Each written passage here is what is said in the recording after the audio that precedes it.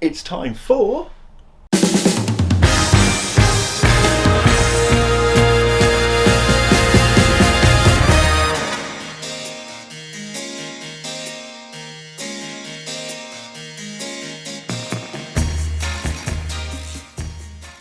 Oh no, it's happening again.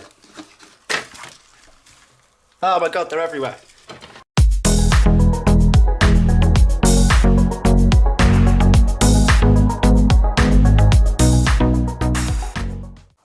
Hello and welcome back to Bug Rounds. On this channel we like to discuss all things creepy crawly, so if that's something that interests you, please consider subscribing to the channel.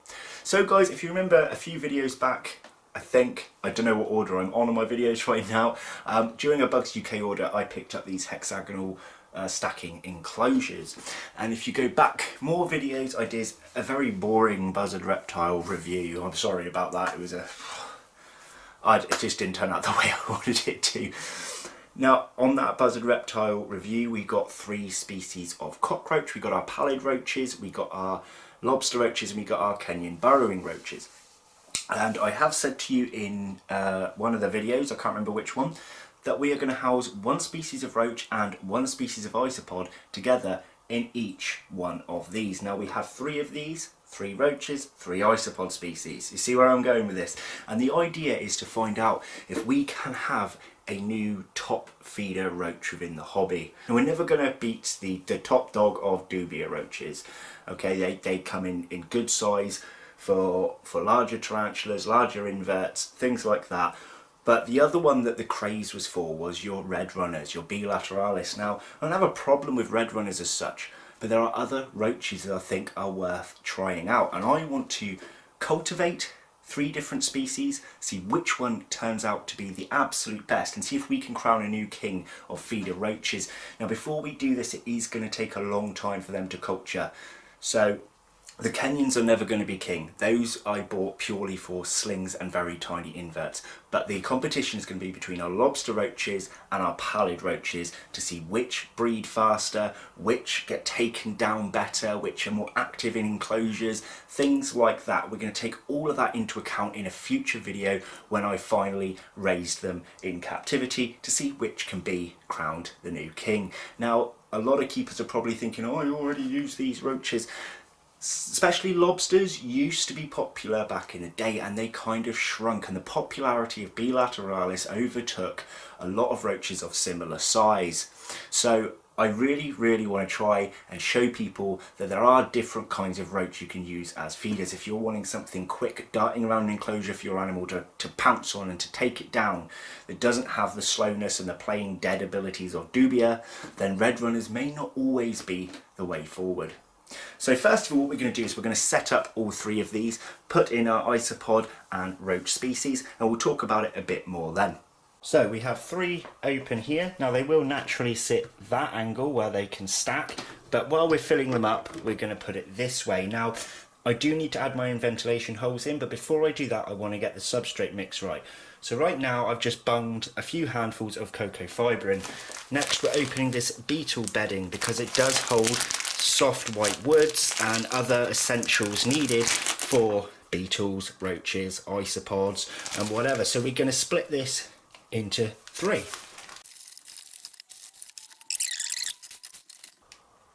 And then I'm going to add in more layers of substrate, and then I'm going to shake them all up. So there we go, they've all got extra substrate in. Now it's shaky time.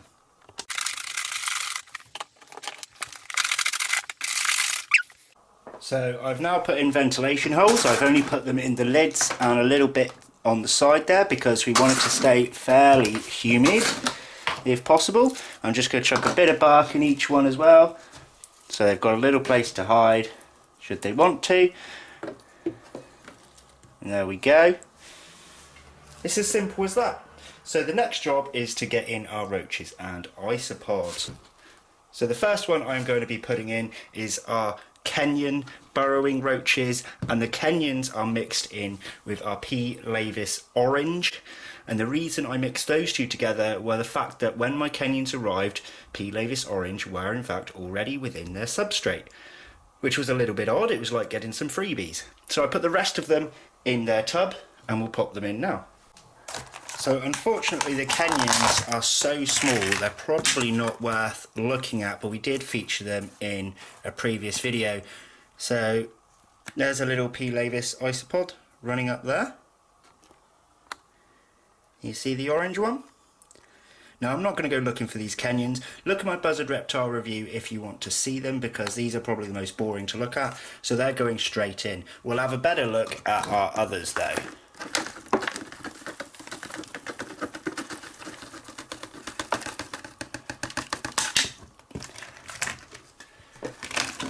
And it's as simple as that. You can see some of the laevis running around there. I doubt we'll catch any of the burrowing roaches. There's only 10 in all that substrate, and they're itty bitty bitty. But this will be kind of nice to look at least to see the laevis running around. So on our next tub, we're going to put in our pallid roaches, and we're going to mix our pallid roaches with our Prenosus, something like that. Can't quite remember the name. Which are these isopods. These are commonly your tropical greys. You can get them in other colour morphs, and we discussed before that these have been actually mixed with grey and orange isopods, which is a little bit of a shame, but because they're still pretty, we probably won't get a pure bloodline out of these, but because they're still pretty, we're going to mix these with the pallid roaches, because I think the pallid roaches are the prettiest roach that we currently have. I'm just going to tip them in.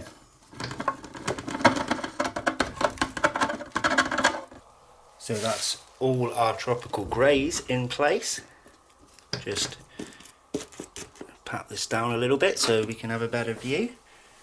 And you see them running around. Most of them have actually gone to the very back, as you can see there, exploring their new home.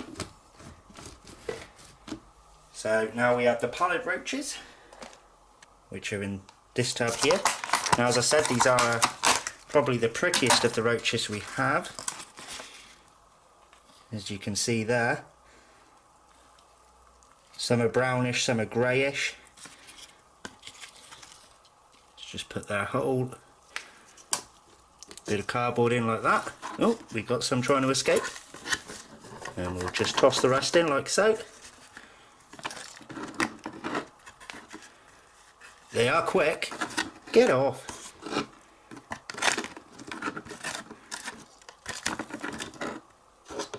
In. This one's running around the rim.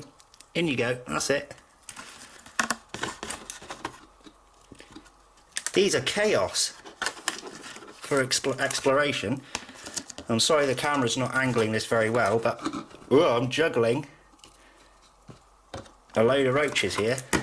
In you go. Okay. Up. In you go. In you go. In you go. In you go. Right. These are escape artists. Where have you gone? Where have you gone? Come here. Okay. He's out again. Get in. Stay in. Right, I'm sorry about the camera angle of that, but I didn't want any roaches escaping and running around my floor. So there's a bit of tomato they were eating. I'm going to try and shake them off of this,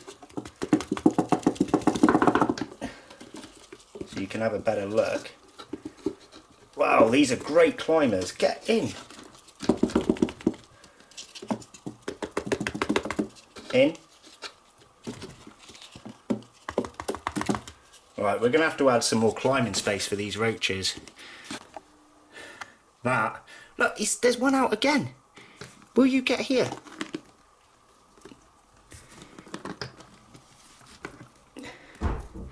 You see why I think some of these might be great for teas? The way that they run around? Right. Oh, my goodness. So I'm going to find these guys some more climbing space. As you can see, they do thoroughly enjoy to climb the enclosure already. That was good fun, that. Oh my goodness. This has been one of the hardest things to record. Who would have thought some roaches would be difficult, eh? But look in here. It's like their own little kingdom. I only purchased 25 adults, so these are fully grown. So they are a bit smaller than red runners. But I think this is a kind of cute little paradise. Once they actually settle down, climb under their bark and use their twizzly stick, I think this will be wicked. Well, we might have a dead one down here. But the joy is, you can leave the dead ones... Mate! You can leave the dead ones in here and they will actually eat them. Back in. Right, I am closing this. Let's do our lobsters. Okay, so I've actually added a bit more wood now. I learned from the last time. We've got a few more climbing spaces and some twizzly roots. I'm sweating, guys. I'm actually dripping with sweat trying to wrangle all those. I did a lot of it off the camera as well. Whoa, what a nightmare. But this is one of the reasons why these kinds of roaches became a little less popular, because of how much grief they can give their owner. For the lobster roaches, here they are. You can see these are a little bit bigger than... Oh no, it's happening again. Oh my god, they're everywhere. No!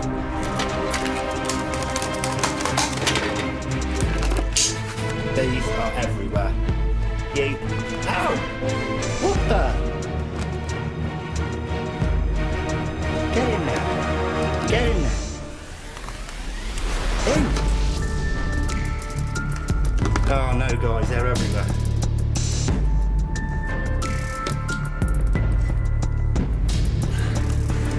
Oh my god. Oh my god, this is a nightmare.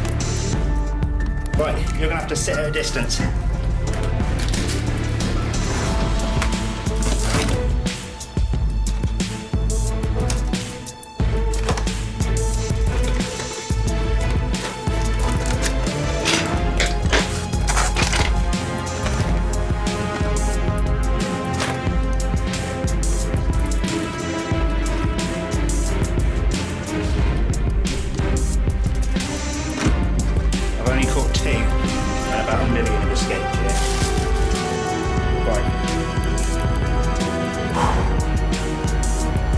Pajamas, it is locked down. These guys are everywhere.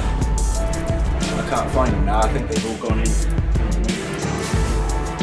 So, the camera's a bit in my way of how I was doing it before.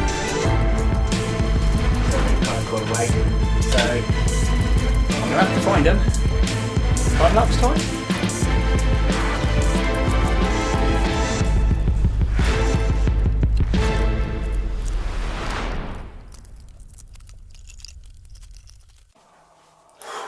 I don't know if I've got them all. I think I found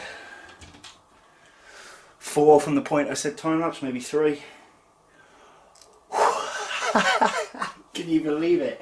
I've still got a tub to get in here yet.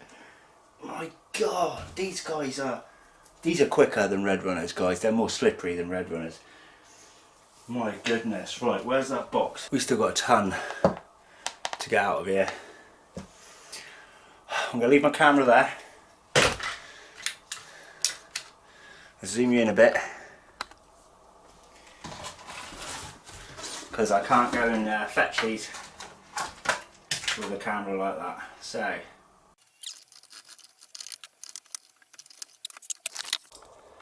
wow, that was horrible. What I thought would just be the most basic of videos turned out to be probably the worst filming I've done in my life, but also kind of the most fun and horrific at the same time. So these lobster roaches, they were slipperier to get than the pallid roaches. I found one pallid roach on the underside of this that must have escaped us earlier, and it was a lot easier to grip than these guys. So far I've got my fingers crossed for the lobsters, purely because I think it'll be fun to watch our animals hunt for these. They are great climbers as well. Really, really good climbers. The pallids are also really good climbers, and the pallids do flutter. These guys, I think, also flutter. But I'm going to be searching this again tonight. Roaches will probably come out at night time, so I'm going to sit with a torch and try and find any remainders. Because, my god, that was awkward. And do you know what's silly? I forgot to put in our isopods for this particular occasion. So let's have a quick look at those. So here we have it. No, they're not our orange ones from before. These are just juveniles. These are the Cubaris that we keep here. I think it's the Cubaris marina. I'll have to double check that. If I got that wrong, I'll put it on the screen. Still learning my isopod names. But there is only 5 in here. So the fact that we've caught a couple is pretty good. And there we are. And we are trying to raise these to see how well they can culture, so that in the future, and a fair while in the future, we can try and move on to learn how to keep rubber ducky isopods, because they are of the same genus. So, hopefully there's none on the lid. No. I think our best course of action is to perhaps tip this up and tip this in.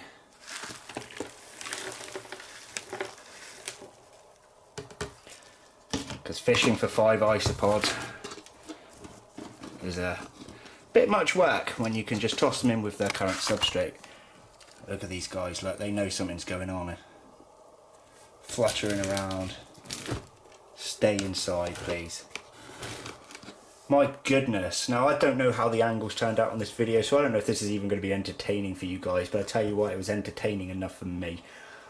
My goodness. Now, can you imagine if I got these guys as crowned king, or even the Pallids? It's going to be a hell of a fun at feeding time, isn't it? Wow.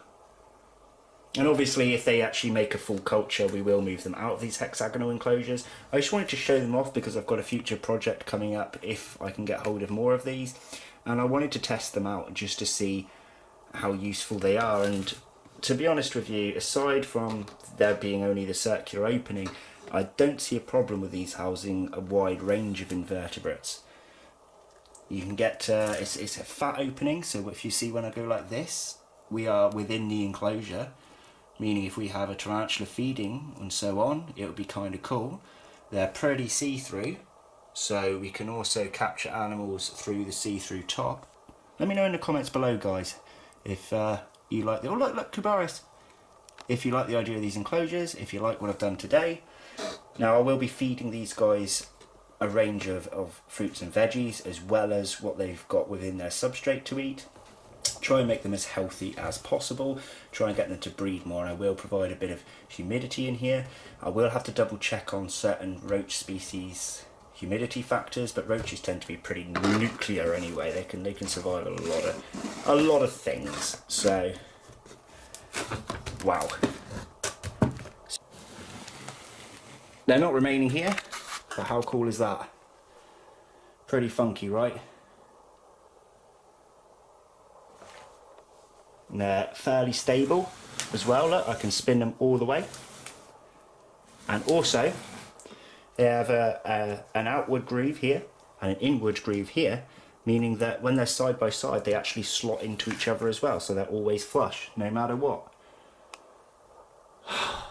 What a disastrous video. The other people living here are going to kill me when those roaches get spotted. I reckon there's at least 3 or 4 more hidden somewhere. The realm's pretty large for a bedroom, so there's a lot of hiding places. Damn. Anyway, guys, that's it for today's video. Thanks for watching. I hope you enjoyed it. Let me know in the comments below if you enjoyed this video, and which one do you think will be crowned king? Lobster roaches or pallid roaches? Thanks for watching, guys. Take care. Bye bye.